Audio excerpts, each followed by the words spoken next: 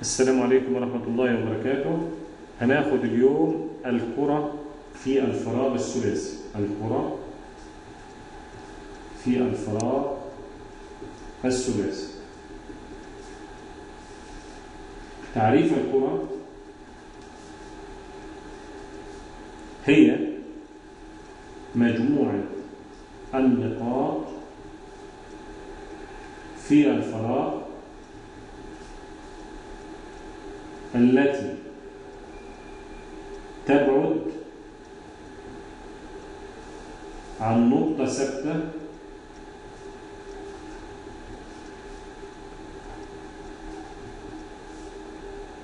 مقدار ثابت. هي مجموعة النقط في الفراغ الثلاثي اللي بتبعد عن نقطة ثابتة مقدار ثابت. النقطة الثابتة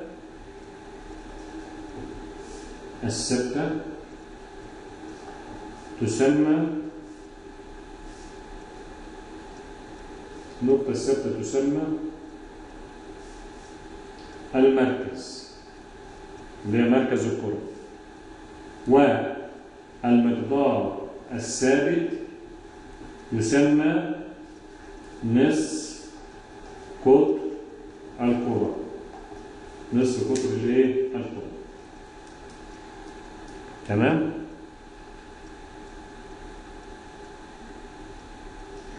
إذا كان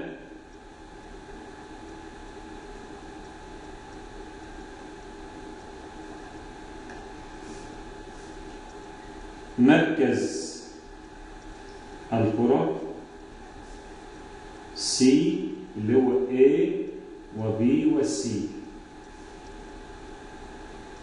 دي مركز كرة، و R كابيتال نصف قطرها، فإن معادلة الكرة هي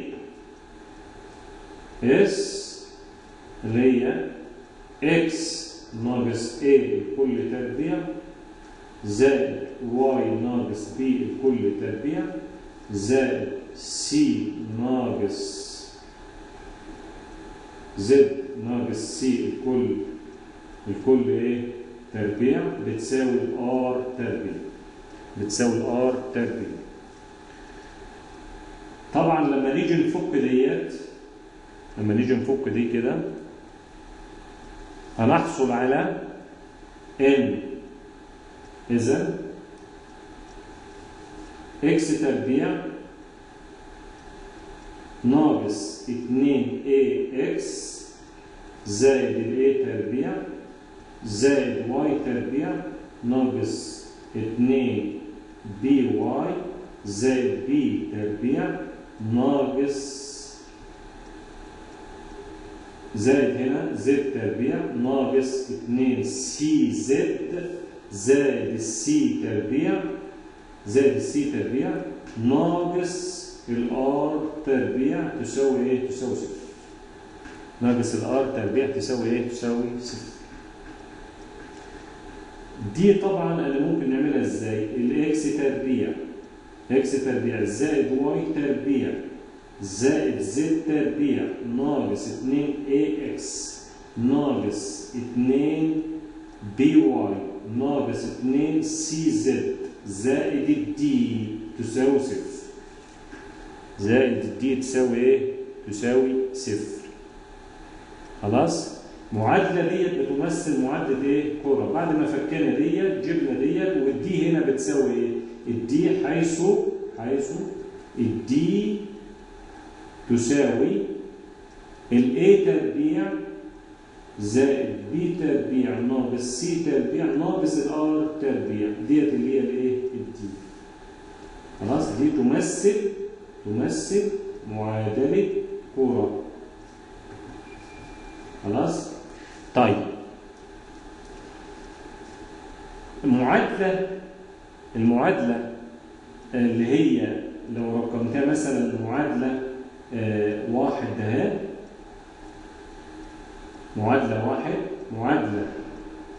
معادلة ملاحظات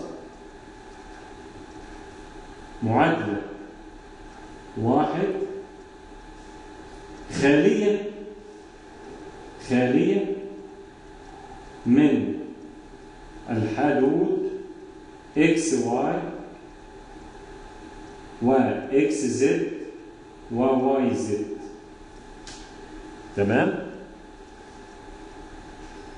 ماشي كده؟ نمرة 2 معاملات الاكس تربيع وواي تربيع وزد تربيع وتساوي الواحد. تساوي ايه؟ الواحد. ماشي؟ ديت اللي هي ايه؟ الاتسامات او الصفات التي تتسم بها معادلة الكرة اللي هي رقم 1. ان هي ما فيهاش حد فيه ايه؟ اكس واي ولا اكس زد ولا الواي زد. كذلك معاملات الاكس تربيع والواي تربيع والزد تربيع دي بتساوي الواحد. خلاص؟ طيب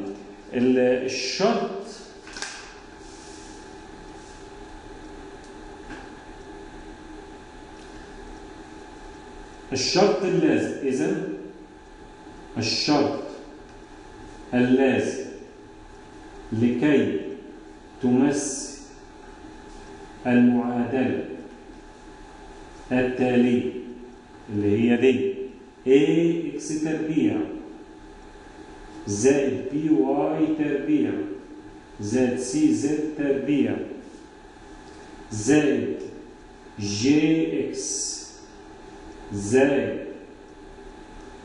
hy زائد iz زائد j تساوي صفر لكي تمثل المعادلة التالية ديت. نمرة 1 معادلة كرة لازم الشرط دي يتحقق. دي معادلة بهذا الشكل، معادلة في الصورة العامة كده ax تربيع زائد by تربيع زائد cz تربيع زائد gx زائد hy زائد iz زائد j بتساوي صفر. لكي تمثل معادلة كرة لابد أن يتحقق هذا الشرط، إن الجي تربيع زائد اتش تربيع زائد اي تربيع ناقص 4 اي جي على 4 اي سكوير أكبر من الصفر. دي عشان تمثل معادلة كرة. إذا كان أقل من الصفر هيمثل مجموعة خالية. إذا كان بيساوي الصفر تمثل نقطة. يعني لما يجي سؤال بهذا الشكل طبعا الاي والبي والسي دول ثوابت والجي والاي والاتش ثوابت هتذكر باعداد في المسألة. يقول لك اذكر الشرط اللازم كي تكون معادلة الكرة هنا كي تكون هذه المعادلة تمثل معادلة كرة أو تمثل نقطة. هنا تمثل نقطة إذا كان اللي هو المقدار ده جي تربيع زائد اتش تربيع زائد اي تربيع ناقص 4 اي جي على 4 اي تربيع تساوي صفر. تساوي ايه؟ تساوي صفر. نمرة 3 تمثل مجموعة خالية.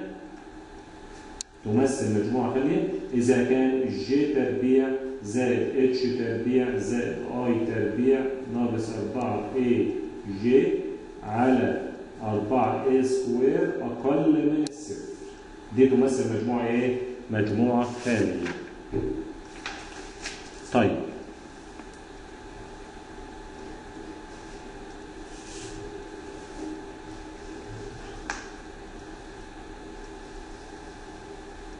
معادلة الكرة في الصورة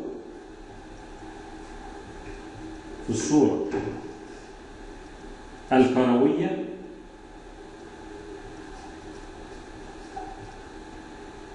لكرة مركزي A و B و C ونص قطرها لو هي اهو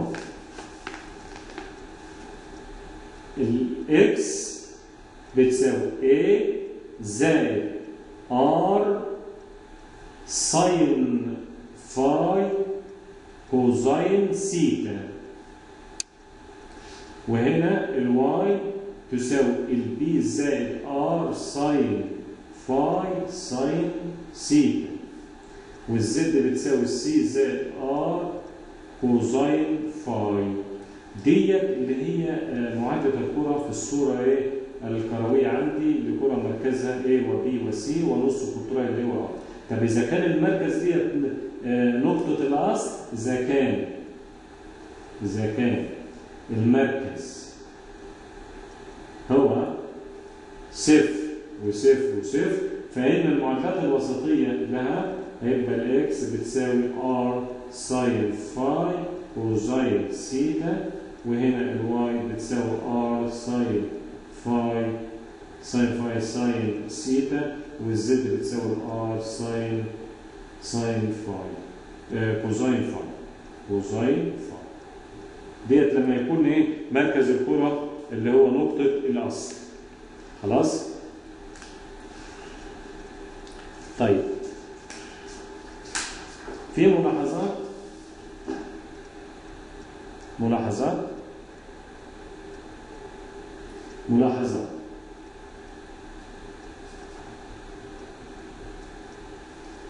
واحدة، إذا كان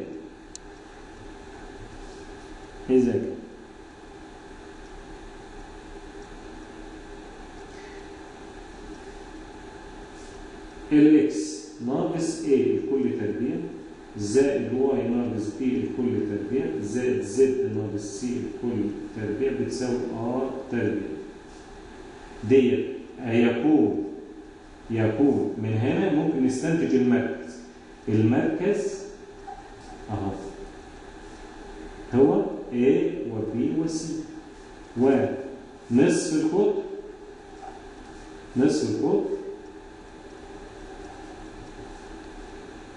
اللي هو طيب ملاحظة 2، يعني شوف المعادلة الكرة بتكون بهذا الشكل فبنستنتج ايه المركز بهذا الشكل.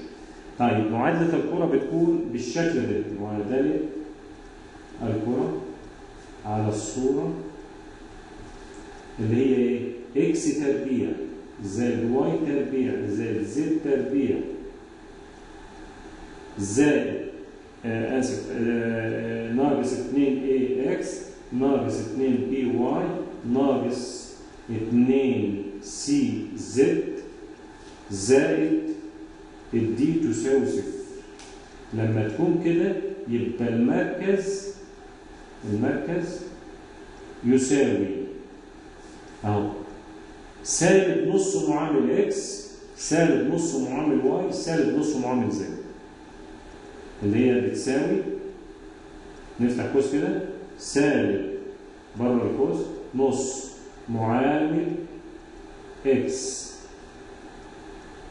معامل واي معامل زد بهذا الشكل. يعني نجيب ايه؟ ناخد سالب نص معامل اكس سالب نص معامل واي سالب نص معامل ايه؟ زد. الار من العلاقه اللي انا ذكرتها من قبل، الار اللي هو نص القطر بتساوي اللي هي تربيع زائد بي تربيع زائد سي تربيع ناقص يديني ايه؟ يديني نص الايه؟ نص القطر. خلاص؟ طيب ناخد امثله، ناخد مثال بهذا الشكل. مثال كون معادلة الكرة التي مركزها 5 وسالب 3 و7 ونصف قطرها اللي هو ار كابيتال بتساوي 2. يبقى إذا الحل معادلة الكرة في الفراغ الثلاثي هي x ناقص a لكل تربيع زائد y ناقص b لكل تربيع زائد z ناقص c لكل تربيع بتساوي r تربيع. الاي والبي والسي معلومين عندي اللي هم دول. اكس ناقص اي 5 الكل تربيع زائد واي ناقص 3 يبقى زائد 3 الكل تربيع زائد زد ناقص 7 الكل تربيع بتساوي 2 تربيع اللي بتساوي كام؟ 4. خلاص؟ هنفك اللي هي الايه؟ الاقواس ديت بفك الاقواس اهو. هيبقى الاكس تربيع ناقص 10 اكس زائد 25 زائد واي تربيع زائد 6 واي زائد 9 زائد زد تربيع ناقص 14 زد زائد 49 تساوي 4. تساوي كام؟ 4. خلاص؟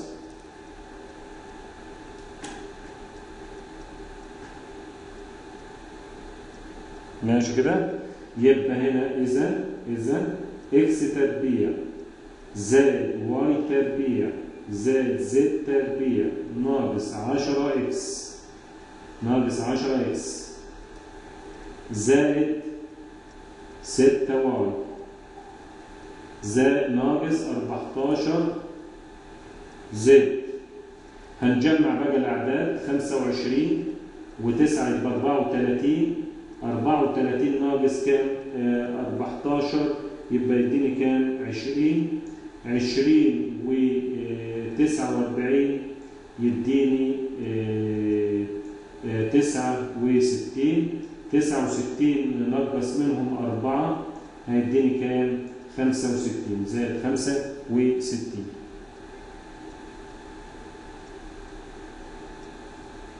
خلاص؟ ماشي كده؟ 65 يساوي 6.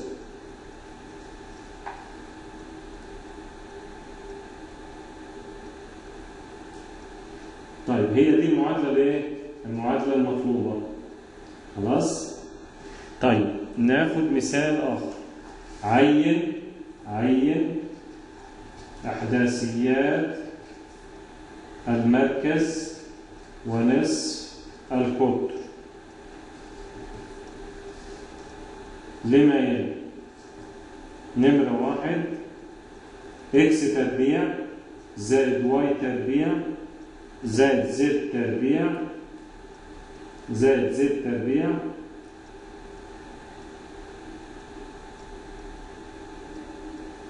زائد زد تربيع ناقص 4 إكس ناقص 2 واي ناقص 2 واي زائد 2 زد زائد ناقص 19. خلاص؟ ننظر بس نظرة للي هي المسألة الفوقانية دي كده. هنا طبعا 25 34 يبقى هنا كام؟ 20 و49 يبقى 69 ناقص 4 يبقى 65. دي المعادلة المطلوبة اللي احنا جبناها دي. خلاص؟ هنا بيقول لي في المسألة ديت اكس تربيع زائد واي تربيع زائد زد تربيع ناقص 4 اكس ناقص 2 واي زائد 2 زد ناقص 19 تساوي 0. عايز المركز ونص القطر. طبعا انا عرفت اللي هي دي، طبعا ديت اللي هي دي. تمام؟ نص سالب نص ومعامل اكس سالب نص ومعامل واي سالب نص ومعامل زد يديني المركز. الار تربيع دي بتساوي ايه؟ ايه تربيع اللي هي الايه تربيع زائد بي تربيع زائد سي تربيع ناقص الدي يديني الايه؟ نصف القطر. خلاص؟ يبقى هنا هنقول كده في الحل المركز هو اللي هو ايه؟ سالب نص معامل اكس معامل واي معامل زد. خلاص؟ ماشي كده؟ اللي هي سالب نص معامل اكس، سالب نص معامل واي، سالب نص معامل ايه زد. يبقى المركز اللي هو سي بتساوي اهو 2 و1 وسالب 1. 2 و1 وسالب ايه؟ 2 و1 وسالب 1. خلاص؟ 2 و1 وسالب ايه؟ وسالب 1. طيب انا عايز دلوقتي مين؟ نصف القطر. عايز نصف الايه؟ القطر. يعني ديت الايه؟ الايه ودي البي ودي ايه؟ السي. الدي عندي في المساله عندي بكام؟ بسالب 19. سالب ايه؟ 19. الدي عندي بسالب كام؟ بسالب 19. ماشي كده؟ الدي عندي بسالب 19. يبقى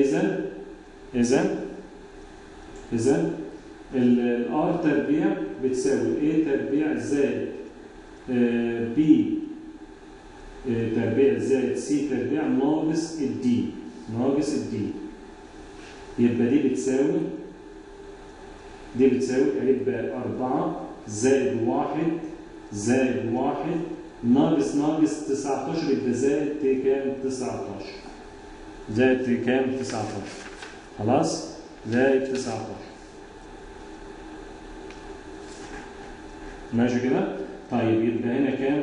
20 و5 يبقى 5 وايه؟ 25. يبقى الار تربيع بتساوي 25 ومنها الار تساوي كام؟ 5. ومنها الار بتساوي كام؟ 5. ديت من الايه؟ من العلاقات اللي انا ايه؟ اوضحتها والملاحظات اللي انا اوضحتها من قبل. المسألة الثانية برضه على نفس النمط. اوجد المركز ونص القطر. ادي الاكس تربيع زائد واي تربيع زائد الزد تربيع زائد 20 واي بتساوي 0. بتساوي ايه؟ بتساوي 0. طبعا معامل الاكس هنا بكام؟ بصفر، او الحد بتاع الاكس بصفر. الحد بتاع واي معامله ايه؟ معامله ب20. الزد مش موجوده، الدي مش موجوده. يبقى هنا نقول هنا المركز سي هو سالب نص معامل اكس يبقى 0. سالب نص معامل واي يبقى سالب 10. سالب نص معامل زد اللي هي كام؟ 0. انا عندي هنا الدي بكام؟ ب0. يبقى نقول له بقى كده اذا دي المركز. يبقى نصف القطر ار بتساوي ايه؟ ار تربيع بتساوي الايه تربيع زائد بي تربيع زائد سي تربيع ناقص الدي. خلاص؟ ناقص الدي. هنربع دول هيديني هنا كام؟ 0 زائد 100 زائد 0 ناقص 0 تساوي 100. يبقى الار بتساوي 10. نص القطر بيساوي كام؟ 10. خلاص؟ ديت اللي هي المطلوب اللي احنا عايزين نوجده.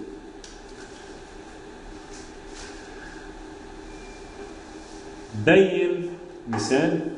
بين ما إذا كانت بين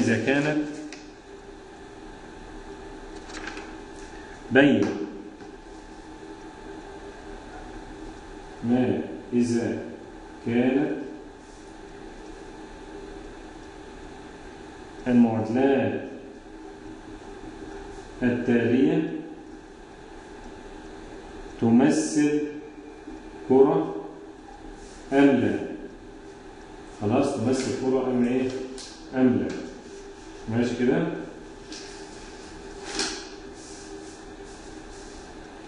ماشي؟ طيب المعادلة السؤال الأولاني اللي هي الإكس تربيع زائد واي تربيع زائد زد تربيع زائد 2 إكس زائد 14 واي ناقص 10 زد زائد 9 94 تساوي ايه؟ تساوي 0. خلاص؟ نقول لي باقي ما إذا كانت هذه الكرة هذه تمثل معادلة كرة أم لا. تمثل معادلة كرة أم لا؟ طبعا بنلاحظ ان المعادله هي معامل اكس تربيع، معامل اكس تربيع بيساوي معامل واي تربيع بيساوي معامل زد تربيع بيساوي 1. طبعا المعادله دي خاليه من اللي هي الحد اللي هو اكس واي والاكس زد والواي زد. تمام؟ يبقى عشان تمثل هذه المعادله معادله كره يبقى لابد ان يتحقق الشرط اللي هو عباره عن الجي تربيع زائد اتش تربيع زائد اي تربيع ناقص 4 اي جي خلاص على 4 اي سكوير يكون اكبر من الصفر عشان تمثل معادله ايه؟ نقول له كده بما ان معامل اكس تربيع يساوي معامل واي تربيع يساوي معامل اكس تربيع يساوي 1 والمعادلة لا يوجد بها حد اكس واي او اكس زد او اكس زد او واي زد. اذا لكي تمثل هذه المعادلة معادلة كرة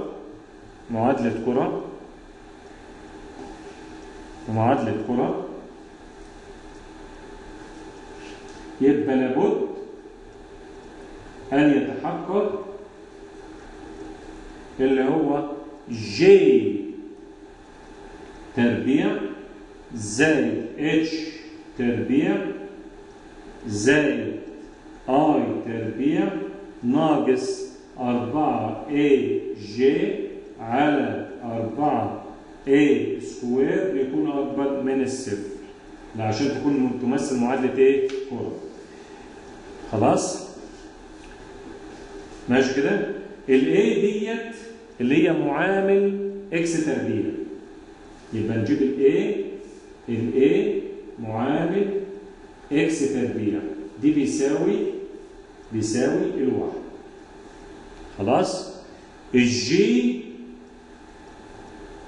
معامل الاكس اللي هو بيساوي 2. الاتش اللي هو معامل الواي واللي هو بيساوي 14. خلاص؟ الاي اللي هو معامل الزد وهو يساوي في المسألة اللي عندنا -10.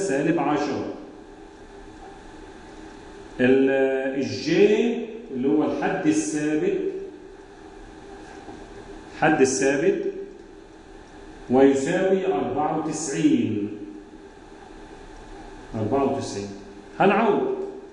هنعوض في المقدار ده ونشوف هل هو اكبر من الصفر ولا اقل من ايه؟ من الصفر. فانا لما نعوض هيديني 62 زائد 14 تربيع زائد -10 ناقص 4 في 1 في 9 94 على 4 في 1 تربيع. لما فك دي هتساوي لما نفكها هتساوي 300 ناقص 376 على 4 اللي هي بتساوي -76 على 4. طبعا دي كمية أصغر من الصفر. طبعا دي بتساوي -19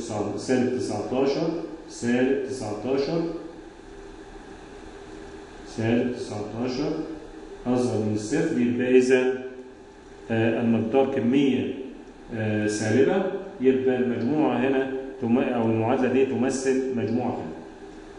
يبقى نقول كده المقدار كمية سالبة يبقى إذا المعادلة تمثل مجموعة خالية. تمثل مجموعة إيه؟ خالية.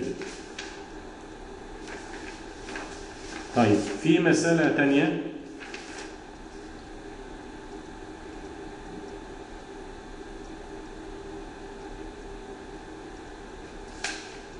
في مسألة ثانية اللي هي ب نمرة 2 تحت نفس عنوان هذا السؤال. بيقول لي الإكس تربيع زائد 3 واي تربيع ناقص 2 زد تربيع ناقص 6 واي زائد 4 زد ناقص 11 تساوي ايه؟ تساوي 0. طبعا لما نبص على هذه المسألة بنلاقي ايه؟ بنلاقي معامل اكس تربيع بيساوي 1 لا يساوي معامل واي تربيع اللي هو بيساوي 3 لا يساوي معامل زد تربيع اللي هو بيساوي سالب 1. يعني معنى كده ان المعاملات بتاعه الاكس تربيع والواي تربيع والزد تربيع غير متساويه. يبقى اذا هي لا تمثل معادله كره، بما ان معامل اكس تربيع اللي هو بيساوي 1 لا يساوي معامل واي تربيع اللي هو بيساوي 3 لا يساوي معامل زد تربيع اللي هو بيساوي سالب 2. يبقى إذا المعادلة لا تمثل معادلة كرة. بس لا تمثل معادلة إيه؟ لا تمثل معادلة كرة.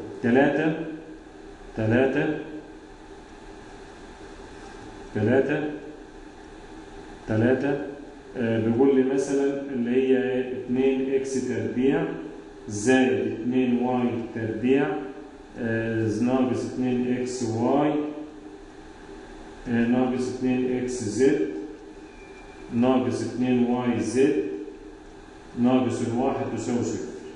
ديت لا تمثل معادلة كرة. ليه لا تمثل معادلة كرة؟ لسببين. ان طبعا معامل اكس تربيع لا يساوي 1 بيساوي 2 لا يساوي 1 وكذلك معامل واي تربيع بيساوي 2 لا يساوي 1. كذلك ان المعادله بتحتوي على حد فيه اكس واي واكس زد والواي زد. يبقى اذا هي لا تمثل معادله ايه؟ يبقى المعادله لا تمثل معادله كره، وذلك لأن تحتوي على الحدود اللي هي سالب 2 اكس واي سالب 2 واي زد سالب 2 اكس زد. خلاص سالب 2 اكس زد. خلاص. وكذلك معامل بالإضافة إلى معامل اكس تربيع بيساوي 2 لا يساوي 1 ومعامل واي تربيع بيساوي 2 لا يساوي 1 وهو ده.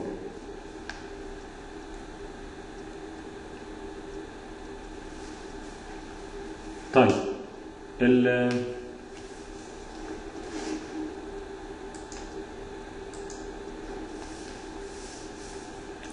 بكده نكون انتهينا من هذه المحاضرة، والسلام عليكم ورحمة الله وبركاته.